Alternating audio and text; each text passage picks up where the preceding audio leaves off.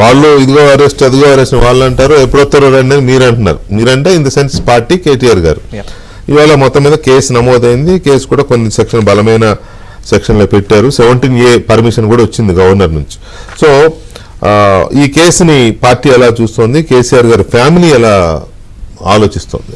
మొత్తం BRS family కూడా మేము ఒకటి చాలా స్పష్టంగా వికే గారు స్ట్రైట్ ఫార్వర్డ్గా కేటీఆర్ గారు నంబర్ 1 దీని మీద మొత్తం డీటెయిల్స్ ఇస్తూ పూర్తి రెస్పాన్సిబిలిటీ పూర్తి బాధ్యత తీసుకుంటూ కూడా అధికారులు కాదు ఇది మంత్రిగా నేను తీసుకున్న నిర్ణయం, ముఖ్యమంత్రి గారికి కూడా సమాచారం ఇచ్చినాను, డైరెక్ట్గా కూడా దానికి సంబంధించిన మొత్తం డీటెయిల్స్ ప్రెస్ మీట్ పెట్టారు. ఆ తర్వాత మీరు గమనిస్తే ఇన్ఫ్యాక్ట్ నిన్న కూడా గౌరవ ముఖ్యమంత్రి గారికి మేము లేఖ రాసినాం, బహిరంగ లేఖ రాసినాం. మా బీఆర్ఎస్ ఎమ్మెల్యే బృందము స్పీకర్ గారిని కూడా కలిసి 4 గోడల మధ్యలో విచారణ ఎందుకు, 4 గోడల మధ్యలో విచారణ అయితే 4 కోట్ల ప్రజలకు తెలియదు, లేదు మీరు జైలు వేసేస్తే కూడా బయటికి ఈ వర్షన్ తెలియదు, మీరు అసెంబ్లీలోనే చర్చ పెట్టండి. రేవంత్ రెడ్డి గారు మాట్లాడతారా లేకుంటే పొంగులేటి శ్రీనివాసరెడ్డి గారు మాట్లాడతారా? ఎందుకంటే పొంగులేటి శ్రీనివాసరెడ్డి గారు కూడా ఏదో అనుమానం వ్యక్తం చేశారు అసలు ఆ కంపెనీకి వెళ్ళినాయో లేవో అని. ఇప్పుడు 8 గంటలకు తెలిసిపోతుంది, ఇంకొక అరగంటలో తెలిసిపోతుంది మొత్తం అన్ని విషయాలు కూడా, ఇంకా డీటెయిల్స్ వస్తాయి, ఫర్దర్ డీటెయిల్స్. కానీ ఇదేదో మాకు అసెంబ్లీలోనే అవకాశం ఇస్తే 4 కోట్ల ప్రజలు మొత్తం కూడా తెలంగాణ రాష్ట్ర ప్రజలు అందరూ చూస్తారు ఏది నిజము, రేవంత్ రెడ్డి గారు చెప్తున్న ఆరోపణలు నిజమా, కేటీఆర్ గారు చెప్పేది నిజమా.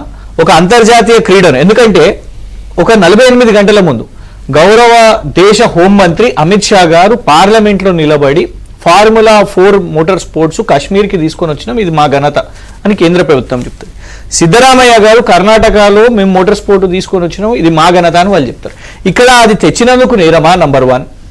నంబర్ 2, లేదు ఎప్పటికప్పుడు ఇంట్లో ఒక ఫంక్షన్ జరిగితే ముఖ్యమంత్రి కార్యాలయం నుంచి దాని మీద దాడి జరుగుతుంది, లేదు గురుకులాల్లో ఏదన్నా అంశము అక్కడ ప్రాణాలు పోతున్నాయి వాళ్ళకి కడుపున వస్తుంది అని అంటే దీంట్లో కేటీఆర్ కుట్ర అని అంటారు. కొడంగల్లో రైతులు అక్కడ నిరసన వెళ్తే ఇది కేటీఆర్ రెచ్చగొట్టిండు, ఎప్పటికప్పుడు ఇది ఇగో కేసు అవుతుంది. ఇన్ఫాక్ట్ రిమాండ్ కాపీలో అఫీషియల్ గా పేరు పెట్టారు. సో పాయింట్ ఏంటంటే కాంగ్రెస్ ప్రభుత్వానికి ఈయనని ఎట్లా సైలెంట్ చేయాలి, ఈ అన్ని అంశాలు లేవని మీరు అనేది ఏంటంటే 4 గోడల మధ్య విచారణలు లేకపోతే ఇవన్నీ ఎందుకు అసెంబ్లీలోనే చర్చిద్దామని మీరు అంటున్నారు. ఇక ఇట్లా ఆరోపణలు వచ్చిన ప్రతి ఒళ్ళు కేసులో అసెంబ్లీలో మాట్లాడుకుందామంటే కాదు కదా, దానికి ఒక ప్రొసీజర్ ఉంటుంది కదా. డెఫినెట్ గా మీరు తప్పు చేయలేదని మీరు అనుకుంటే అది ఓకే, దాన్ని ఎవరు ఆపలేరు, దాన్ని ప్రశ్నించే అధికారం కూడా మాకెవరికి ఉండదు. కానీ ఈ కేసులు కాదు అసెంబ్లీలో మాట్లాడుకుందామంటే అది కాదు కదా, ఎవరికి వాడు పార్లమెంట్ లో. నంబర్ 1, ఒకవేళ తప్పులే అని అనుకుంటే పాలసీల కోసం ఒక పాలసీ తీసుకున్నందుకు ఆ పాలసీ విషయం మీద వచ్చిన నెక్స్ట్ గవర్నమెంట్కి ఏదో ఇబ్బంది ఉంటే అట్లా ఎంతమంది నాయకులు ఈ దేశ ప్రధానమంత్రులు దేశంలో ఎన్నో ముఖ్యమంత్రులు జైల్లోకి వెళ్ళాలి చెప్పండి? బికాజ్ ఈ దేశంలో అదొక ట్రెండ్ నడుస్తుంది. I agree. దేశంలో ఎట్లా ఉంది అని అంటే అంత ముందున్న గవర్నమెంట్స్ ని వేధించడము అనే ఒక దీంట్లో దేశవ్యాప్తంగా అదొక నడుస్తుంది. తెలంగాణలో కూడా అదే పాలసీ ఉందని మీరు అంటున్నారు. డెఫినెట్ గా నేను అనేది నేను అనకూడదు కదా, మీరు అంటున్నారు. మేము కాంగ్రెస్ ప్రభుత్వంలో ఉన్న వాళ్ళు రేవంత్ రెడ్డి గారిని పక్కన పెట్టండి.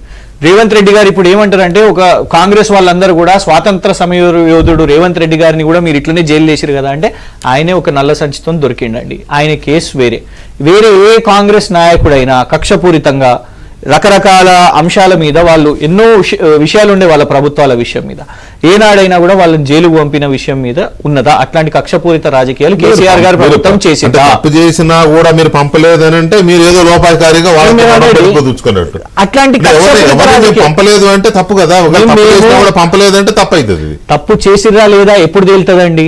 ఎప్పుడు విచారణ చేసిన తర్వాత ఇక్కడ వీళ్ళు ఏం చేస్తున్నారు ఒక పాలసీని పట్టుకొని ఆ అంశం లేకపోయినా కూడా ఇక అయిపోయింది దీంట్లో ఏదో చేస్తున్నాం మేము అనేది. అందుకే కదా మేము యాంటిసిపేటరీ బెయిల్ కు కూడా పోము. We will not go for the legal measure of anticipatory bail. చేస్తావా అంటే పొలిటికల్ కాదండి, ప్రజలకు ఒకటి తెలియాలి ఏంటంటే మాకు ఇప్పుడు ఉదాహరణకు మీరు ఇలా చర్చ పెట్టారు. డూ యూ థింక్ మాకు ఇవాళ ఫార్ములా ఈ డిఫెన్స్ మాకు ఇది మాట్లాడాలని లేదు. మాకు పూర్తిగా వీళ్ళు చేస్తున్న ఏదైతే కూల్చివేతల పాలన ఉన్నదో ప్రజల ఇల్లు కూల్స్తారు, ఆఖరికి పెద్ద మనిషి సీనియర్ ఎన్టీఆర్ గారు ఘాటు కూల్స్తారు. మీరు దేన్ని నడుతున్నారండి? మీరు you are god damn destructive government, destruction demolition government. అది వేరు. ఆ ఆస్పెక్ట్స్ వచ్చి మనం అది డిబేట్ చేసాం. మేము అనేది ఏంటంటే, ఈ ఫార్ములా కార్ రేస్కి వచ్చేసరికి ఇప్పుడు మీరు అంటున్నది ఏంటి అని అంటే మేము అసెంబ్లీలో చర్చకైనా సిద్ధం అని అంటున్నారు. ఒకటి అది మీరు వేసే కేసులకు కూడా సిద్ధమే, అది మీరు సిద్ధమని అది కూడా చెప్పినారులే. అందుకనే మేము బెయిల్ కూడా వెళ్ళలేదు, యాంటిసిపేటరీ బెయిల్, ముందస్తు బెయిల్ కూడా మేము వెళ్ళలేదు. వీఆర్ రెడీ టు ఫేస్ అనే విచారణ అంటున్నారు. అలాగని రేపు కేసు పెట్టి ఒకవేళ రిమాండ్ అయితే బెయిల్కి వెళ్ళకుండా ఉంటారా? ఉండరు కదా.